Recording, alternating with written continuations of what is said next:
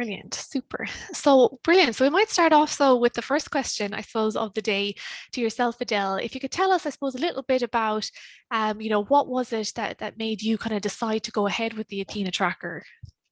Yeah, so in our school we had a post review just before COVID hit, and at our post review we kind of listed out all of the areas that we needed to improve within the school. So what was really what were we looking for really to improve, and we kind of unanimously thought that data tracking and interventions and mentoring was one of the key things. So we know that everyone takes assessments and does in-class assessments, but we didn't really have anywhere central where we store them. Obviously we had the test that happened twice a year on VSware, but we didn't have anything apart from individual teachers' grade books, and we wanted something kind of to roll out within the whole school. So that's where my role came from. So as an assistant principal, I was then in charge of that. And then I suppose the principal looked into different software places, and the Athena was the one that came out for me to roll out, and I kind of haven't looked back since. That's great to hear, Adele. And so it's interesting, like you mentioned, one of the key things on your mind was just having that kind of centralized storage place, I suppose, of all the kind of in-class tests and the main assessments for everyone in the school. Yeah, very, very good. And so what do you hope, I suppose, to get out of the Athena tracker then? So as a school, we hope kind of, I suppose, for a little bit of consistency. So for every department and every teacher to be uploading their in-class assessments, termly or maybe every half term, and then really to utilize that data. So I think the key thing is how we use the data. So we all know we have data and we have tests that we run all the time on our students, but it's what we do with that. And that's kind of what we want to get out of it. So we've started to do interventions and mentoring. So really taking that data, and what Athena does for us is it highlights the students who are underperforming according to their previous historical data. And then that allows us then to pick up, who are the students that we need to be working with. And they've had a little dip, what can we do to kind of support them, put in different interventions into place. But also it allows us to look at our high flyers and say, right, are we meeting their needs, because they're going above and beyond in their tests. So how are we preparing them outside? What kind of opportunities are we giving them? So I suppose that's what we hope to get out of the Athena tracker, is to use that data to kind of help inform in the classroom what's happening and help to support the students. Brilliant, brilliant, Adele. And that's kind of interesting, I suppose, that you mentioned it's not just kind of maybe the people that are underperforming that you really want to hone in on. You also mentioned that you kind of have a talent and kind of gifted program, was it, that you're looking for the kind of the overperformers. So that's it. It's so there's different probably use cases and audiences. And like you said, it's just having that data at your fingertips to make those decisions and everything else. Brilliant. And I suppose so we were talking yesterday and you mentioned that your school, you're in your second year of using it now. So a little bit, I suppose, maybe more mature than some of the schools that we have on with us. But could you tell us, I suppose, about the process of going from maybe just you or one or two people at the school to maybe rolling it out then to the wider school? Yeah, so when I was given that task, it was a big undertake because it's something new, it's a culture shift, it's a change, and people are sometimes a little bit skeptical about new things that are rolled out. And what I did really was I ran lots of kind of educational kind of teach meets on it. I did a screencast and I put that up so everyone could refer to it and use it. And so I rolled out in staff training. And then after that, then I kind of was like, right, I can't do this on my own. Obviously, I need to kind of key people around me. So that's where I would link in with the year heads. So it's very much software that the year heads can really use to their advantage, because they can see across the board how their students in the year group are doing. If there's dips in their data, and if they're underperforming, is there a reason for that? Is there a care issue there that they need to be worried about? So they can use that data to really help inform them. So I kind of got them on board. I got them to make sure that their form tutors knew about the Athena tracker and were utilising it. And then I rolled it out as well to the coordinators in every department. And I made sure that it was on every agenda in every meeting. So every time there was a department meeting, you know, the coordinator would refer to the Athena tracker. How are the classes doing? You know, our assessments been uploaded? How have we seen performance across the board? And are there any issues on a department level that we need to kind of help and support the students with whatever topics it was? So I think having those key people in place really helped roll it out. And then, yeah, just constantly having it in conversation.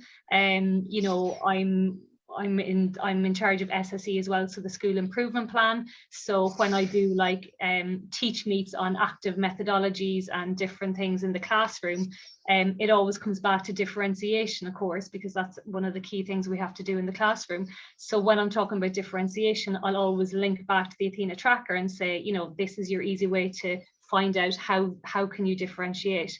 You know, you can see very clearly that it's kind of ragged the students according to their abilities, and then you can use that to inform the differentiation within the classroom as well. So right down at a teacher level. So I suppose the three things there I've listed: whole school training, getting the heads of department and the heads of years involved, and then on a kind of an education committee type thing with all the teachers as well. So I suppose hitting them at different points is kind of key to rolling it out. That's brilliant, Edel. Great points. And I suppose just, you know, there's a lot, obviously there was a lot of work, I suppose, for you yourself in the background, then like making sure that everyone was on board. And even in terms of training, like you going the extra mile, then you were mentioning with the teach meet. So that's really good. And it's really great to hear, I suppose, that it is so embedded now in your kind of in your regular meetings with staff, with year heads, and, you know, it's something that you make sure to bring up. So that's great.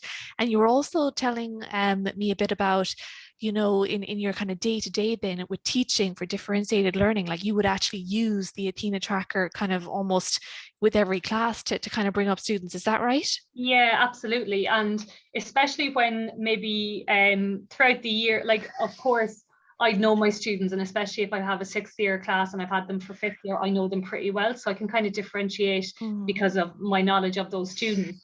But for someone coming in, say, you know, on a maternity cover, for example, halfway through the year and they take over a class, if you don't know that class, and it might take you from September to Christmas to get to know that class, and then, you know, you're halfway through a year and it's too difficult.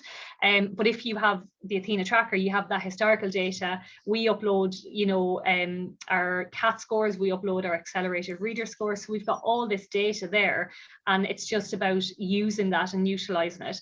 And all of the new staff have found it incredibly beneficial because they can just go there and see, oh, okay, I didn't realize that she was, you know, a low ability student because she's so verbally great in the classroom, but actually she underperforms in tests. So I need to take that into account and I need to differentiate for that. And equally with the high flyers as well, you know, am I pushing them enough? I didn't realize, you know, she got all that percentages in her last few tests. I need to make sure that I'm pushing her. So straight away, when a new member of staff joins the school, I direct them straight onto the Athena tracker and they can see exactly what their class is like. Rather than waiting, I suppose, to get to know them, because that takes time. Yeah, absolutely. That's a great point, Edel. Yeah, really great. And I suppose maybe that leads on to the next question about in terms of kind of new users to the Athena tracker, and even in your own experience, you know, how much of a learning curve, I suppose, did you find there in terms of ramping up to kind of use the tool effectively? Yeah, well, I'm a pro now. It's taken a while. And poor Sarah and Emily over in Athena have been absolutely incredible.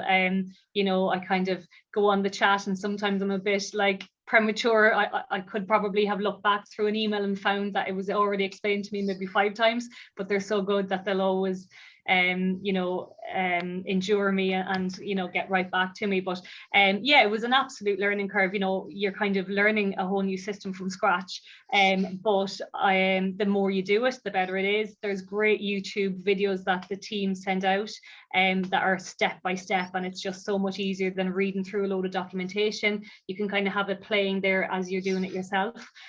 So yeah, it's been great. It's been a great learning curve, just kind of in terms of downloading everything from VSware, uploading things, and just having that chat box as well on the Athena program to be able to say, look, is this correct? Are you seeing this right? Am I doing this right? Can I just double check something? You know, it's kind of there. It's the feedback that you need just straight away. So it's great. And then just in terms of like when a new member of staff joins now, I can very easily, you know, change that member of staff who was on the gone out on maternity cover and the new member of staff have come in. I can then assign that class teacher to that new class or whatever. So yeah, it's been a great learning curve, and things change along the way as well. Like you're constantly adding things, which I like. And there'll be certain things that I'm asking for that, you know, you've again sorted out, and it's been great. So yeah, it's a learning curve, I think, for everybody, and it's great that we can pitch our ideas to you as well and say, well, actually, is there any chance we could have this? And you know, you're more than happy to do that, which is great. Like, for example, the accelerated reader tests that we do in school, I asked Emily or Sarah if we could upload them on the Athena tracker. So when the teachers look at the historical data, they can also see what the reading age of that student is. And I think that's really valuable, because that student might have a reading age of 12, but they might be maybe 15. And if they're teaching geography and history, you know, you can really plan for that then. So there's so much that you can do with it. That's kind of great.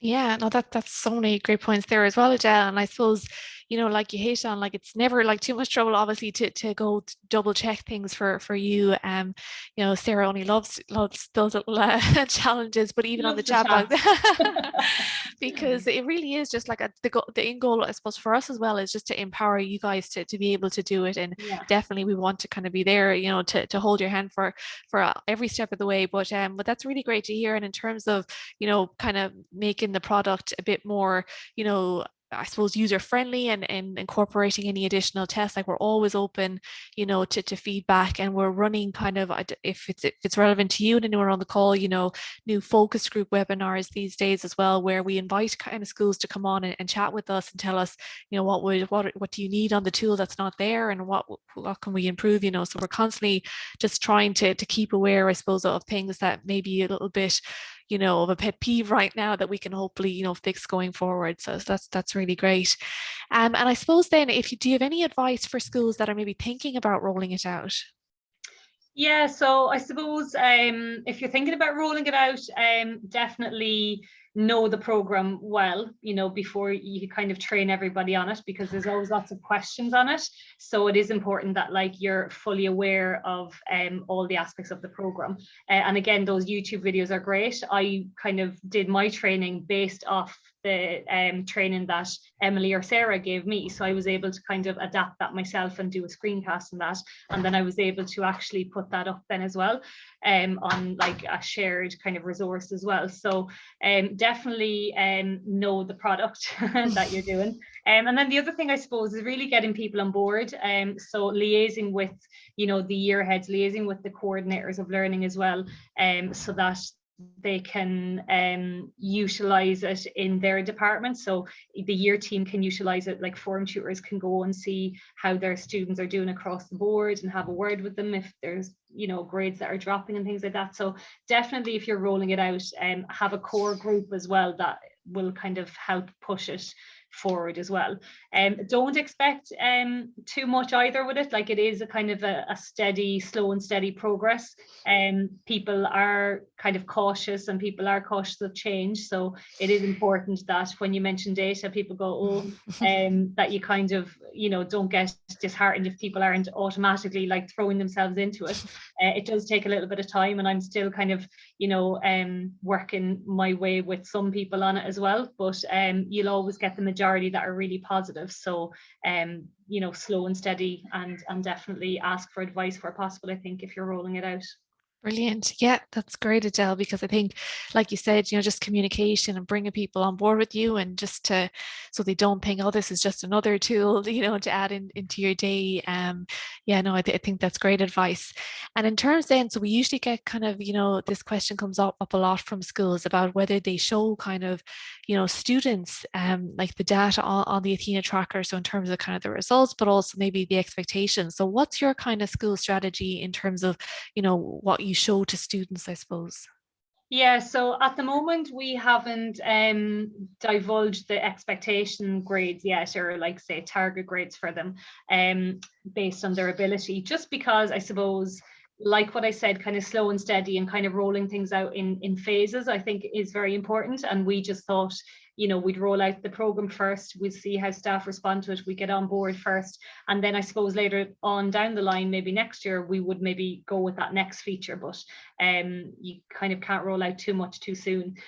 So we don't share that, but we definitely share the data with the students. And I suppose we would do that anyway, because, in the front of their copies, they would have a sheet with all of their assessments written on it and their results. So they're privy to that information anyway. So it just means that it's on a graph or it's on a program here. But it's very useful, and it's very useful for parent-teacher meetings as well, because, we would discuss with them, this is a trend, and this is where the student is going, whether it's up or down or whatever. But they would be able to see that from their recent tests anyway, or their recent reports. So it's all very much communicated anyway. And it only just is purely for beneficial purposes for them to progress further in their learning. Or to recognize, oh, they've taken a little dip, why was that, what was the problem, and to have that kind of conversation. But yeah, we definitely share the data with them, just not the generated targets, because we're kind of going to see how we'll roll that out maybe next year. Yeah, no, absolutely. Like definitely a cautious approach. It sounds really kind of, I suppose, fitting for a lot of schools. And I suppose in terms of, since you obviously very, very tech savvy now with the software, and the little ins and outs, but I suppose, has there anything that you've come across, while using kind of the software that maybe, you've learned from it that surprised you, any kind of surprise findings or unintended findings from it? Anything that surprised me, I suppose, just the flexibility in it, and how open to change and how open to my ideas.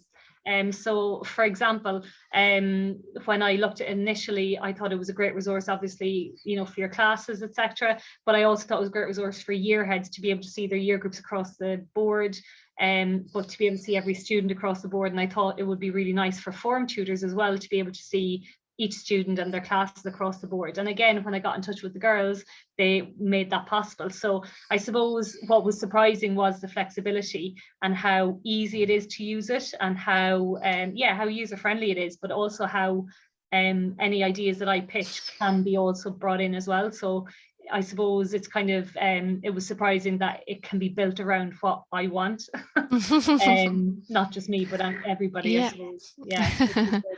Yeah, no, definitely. And like we definitely hope to, keep that up going forward, because that's how we decide on which new features, to incorporate. It is all based on the feedback and the responses from schools. That's really good. And I suppose, similarly then, if for new schools just starting out with it, would you have any kind of advice there based on the last while? Yeah, I suppose just know what you want to get out of it. So if you're getting everybody to use the Athena tracker, like what's the aim? What are you going to do with that data? Because is it part of like your kind of differentiation strategy? Like, are you thinking if everyone is using this, if everyone is uploading their data onto this software, how are they using that then? Are they using that data to differentiate in their classrooms? Are they using that to kind of inform the year head about which students need interventions and mentoring? So just maybe think about how you're going to use all that information, because there's a lot of data. So it's just about using it, because what's the point in having it if you're not going to use it to the advantage of the students and to progress the students, because that's ultimately what we're here for, isn't it, for them to make progress. Yeah, absolutely. That's it. Like it's one thing kind of seeing all this data, but it's a whole other kind of ball game, is taking action upon it. So definitely having kind of concrete goals in mind, I think, like you said, is great advice. And so we do have some questions that were sent in from attendees as well. And so we've gone through maybe a few of these already, but I suppose there's one question: how schools are actually scheduling review meetings with students and who meets with the students.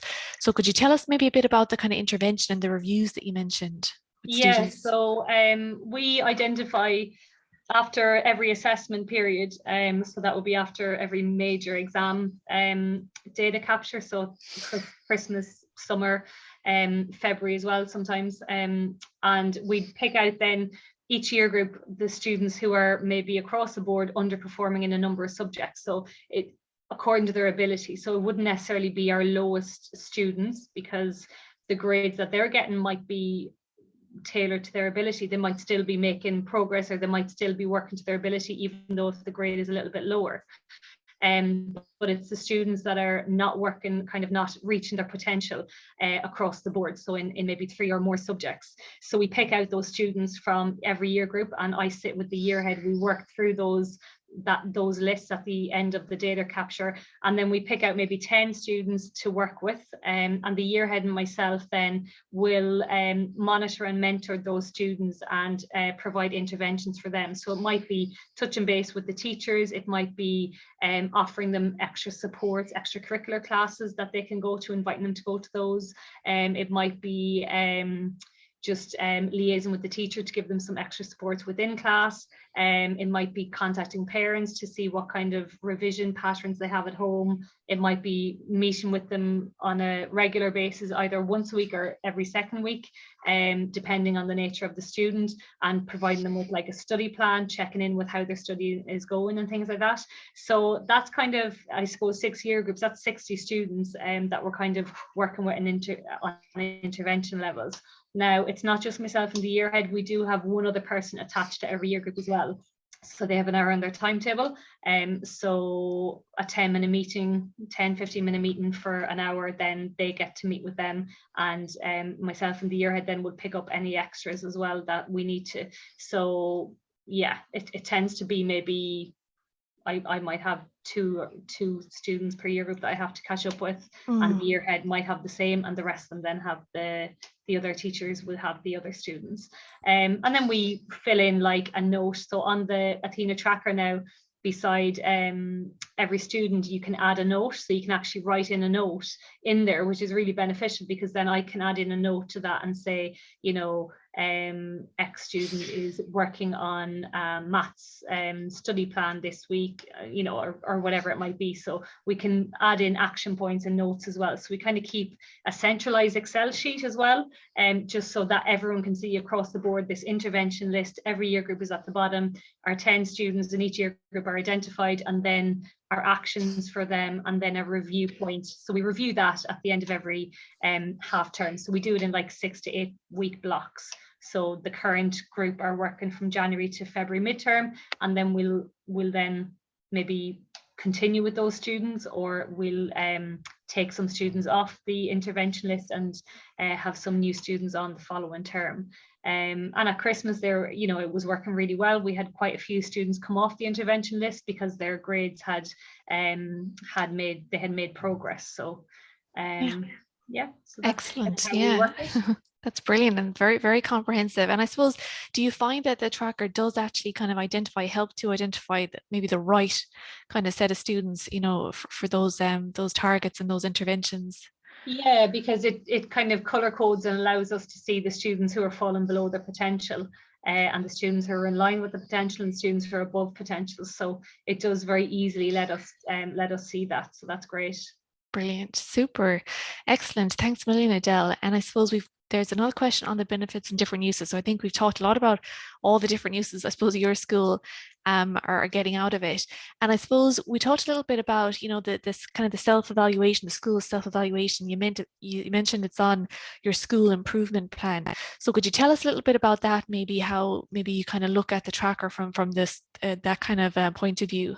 Yeah, so on our school improvement plan this year, we have 3 targets that we're working on, and one is restorative practice, which wouldn't be anything to do with the tracker, and then the other one is differentiation, and I like to use Bloom's taxonomy and differentiate within classes, and then the third one is to utilize the Athena tracker to inform academic tracking and mentoring.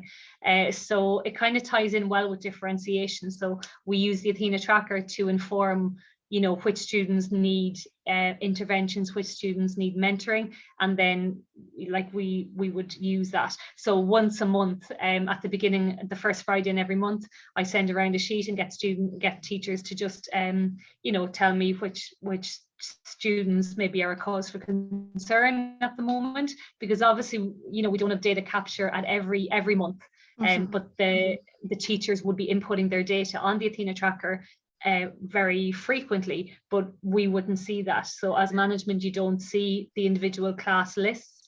You see like the data that comes from VSware, but you wouldn't see necessarily everyone's grade book individually. Because otherwise, you go spying on like the grades and things like that, but you don't do that. So you do rely then on the staff to let you know who's underperforming maybe. And then through that, then we would use our differentiation from that. So it's kind of, I suppose, yeah, for the school improvement plan, the Athena tracker is on there as a target to utilize it, and then to pick out the students who are underperforming to inform us then to then go and do our interventions.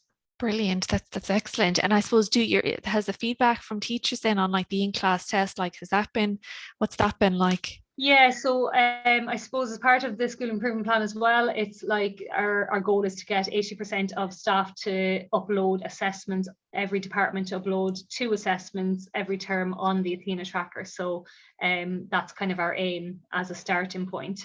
So I think that's not a huge amount for people to do. So it's like every term they upload two tests, 2 in-class tests onto the Athena tracker. So yeah, so that's it. Brilliant, super.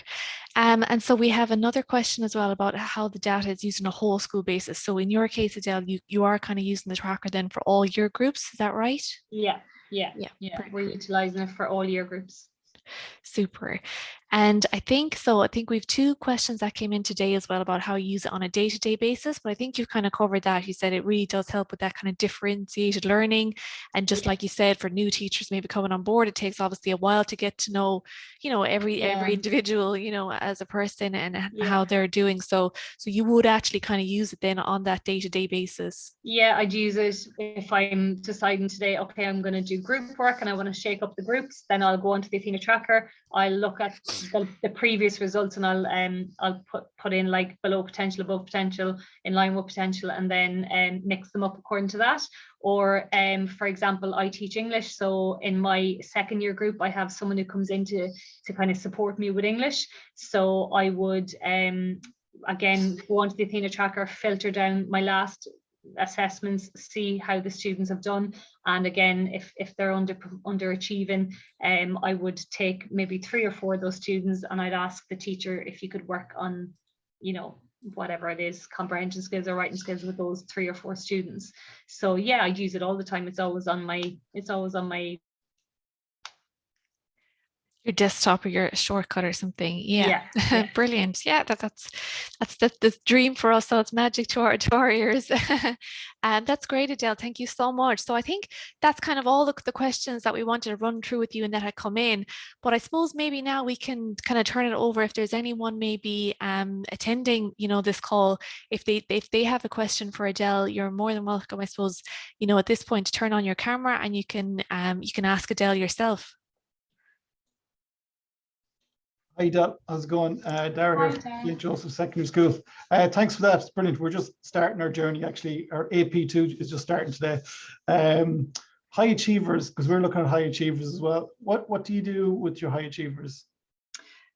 So I suppose we'd look at the Athena tracker and see our students that are overachieving in certain areas, and then we would meet with them and kind of direct them to certain courses outside of school that might be opportunities. So I know there's one in DCU, and we also kind of identify them according to departments. So we'd ask like different departments to identify the students who are overachieving in that area, who are kind of gifted and talented, and then meet with them really and get feedback from them, I suppose, from lessons as well, from classes, what works for them, what they would like to see within the classroom, like if that's more extended tasks. And then I'd work with the staff then to be like, right, on your Athena tracker, these are our green students, they're above their potential at the minute, and here's some extra activities that you could do to really push their learning. So again, send links according to like Bloom's taxonomy with the creative and the justification kind of element of it as well. And then things that come in like extra extra kind of competitions and things like that, I would like always gear them towards that. So yeah, just kind of knowing, I suppose, those high achievers, and then just making sure that the staff are differentiating for them, but also providing them with extra opportunities as well outside of the classroom, and getting them kind of on that kind of, I suppose that teaching and learning trail as well. So having like a little committee of girls here that kind of feedback to us and say, yeah, this works well, and get their feedback, which is quite good. Great, thanks a million. No problem. Thanks, Dara. And did anyone else have a question or want to come in there?